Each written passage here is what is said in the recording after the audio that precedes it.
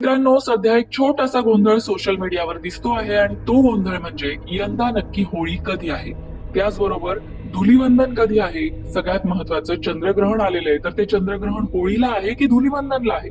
मग होळी कधी पेटवायची, असे वेगवेगळे प्रश्न निर्माण झाले आणि या सगळ्या प्रश्नांची उत्तरं तुम्हाला आजच्या या एकाच व्हिडिओत मिळणार आहेत. चला तर मग सुरुवात करूया. पहिला प्रश्न, होळी यंदा कधी आहे? तर यंदाची होळी आलेली आहे 2 मार्च 2026 ला. कारण होळी पौर्णिमा सुरू होते 2 मार्चला संध्याकाळी 5:55 आणि पौर्णिमेची समाप्ती होणार आहे 3 मार्चला संध्याकाळी 5:07. म्हणजेच काय तर फाल्गुन पौर्णिमा, हुताशनी पौर्णिमा, जिला आपण होळी पौर्णिमा म्हणतो, ती आहे 2 मार्च 2026 ला. म्हणजे होळी जी प्रज्वलित केली जाईल, होळी जी पेटवली जाईल, ती 2 मार्चलाच संध्याकाळी पेटवली जाईल. 3 मार्चला ग्रस्तोदित चंद्रग्रहण आहे आणि चंद्रग्रहण तसंच प्रदोष काळ सुरू होण्यापूर्वीच पौर्णिमा समाप्ती होत आहे. म्हणून धर्मसिंधू या ग्रंथामधील वचनांनुसार होलिका दहन 2 मार्चला होणार आहे. 3 मार्चला असणार आहे धुलीवंदन आणि 3 मार्चलाच असणार आहे चंद्रग्रहण सुद्धा. ग्रस्तोदित चंद्रग्रहण आपल्याला 3 मार्चला बघायला मिळेल. सगळ्यात महत्वाचं म्हणजे हे चंद्रग्रहण भारतात दिसणार आहे, त्यामुळे वेदादी नियम जे आहेत चंद्रग्रहणाचे ते सुद्धा पाळले जाणार आहे. चंद्रग्रहण जे सुरू होणार आहे ते 3 मार्चला दुपारी 3:20 सुरू होईल आणि चंद्रग्रहण संपेल संध्याकाळी 6:46. ज्योतिषशास्त्रानुसार चंद्रग्रहणाचे वेदादी नियम महत्वाचे मानले जातात. वर्षातलं हे पहिलं चंद्रग्रहण आहे जे भारतातही दिसणार आहे आणि त्यामुळेच सूतक काळही लागू होईल, वेदादी नियम पाळले जातील. चंद्रग्रहण सुरू होण्याच्या 9 तास आधी सूतक काळ सुरू होतो.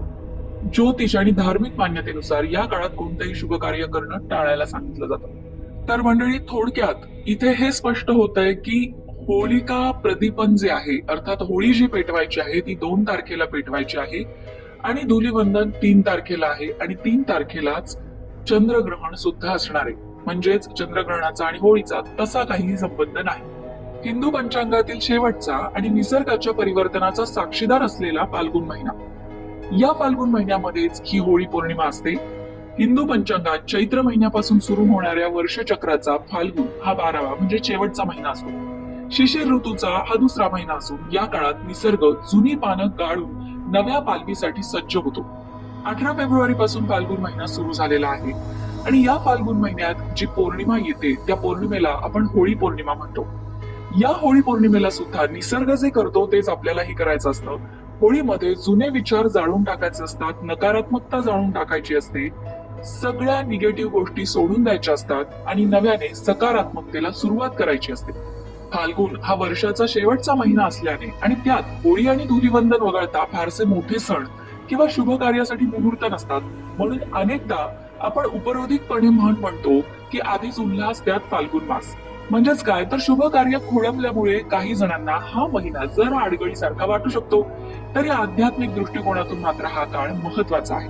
फाल्गुन महिन्यातील पौर्णिमा आणि अमावस्या या दोन्ही तिथींना मनवादी तिथी मानलं जातं. मनवंतर किंवा मनवादी म्हणजेच ज्या तिथीला सृष्टीचा पुन्हा आरंभ झाला असं म्हटलं जातं. या दिवशी शिव आणि शक्तीची विशेष उपासना करण्याची सुद्धा परंपरा आहे, जी साधकाला फलदायी ठरते. फाल्गुन महिन्याची खरी ओळख म्हणजे होळी, धुलीवंदन आणि रंगपंचमी. होळी म्हणजे वाईट विचार आणि आचारांचं होलिकेत दहन करून मनातील आडी सोडून देण्याचा हा सण आहे. श्रीकृष्ण आणि गोपिका, गोकुळात भगवान श्रीकृष्णांनी गोपिकांसोबत रंगोत्सव साजरा केला, म्हणून या सणाला आध्यात्मिक आणि भावनिक महत्व सुद्धा प्राप्त झाले. दक्षिण भारतात फाल्गुन महिना अत्यंत उत्साहात साजरा केला जातो. तिथल्या मंदिरांमध्ये अनेक लहान मोठे उत्सव या काळात पार पडतात.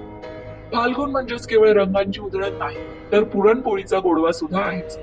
जुन्या वर्षाला निरोप देताना मनातली नकारात्मकता जाळून नवीन वर्षाच्या अर्थात गुढीपाडव्याच्या स्वागतासाठी सज्ज होण्याचा हा मधला काळ आहे.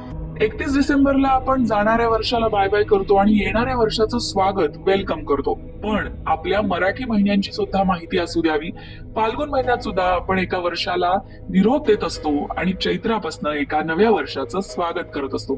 थोडक्यात काय मंडळी, तर रंग खेळून आणि होळी पेटवून आपण एका वर्षाला निरोप देतो आणि गुढी उभारून एका नवीन वर्षाचं स्वागत करतो. तुमच्यासाठी येणारं वर्ष सुख समृद्धीचं जावो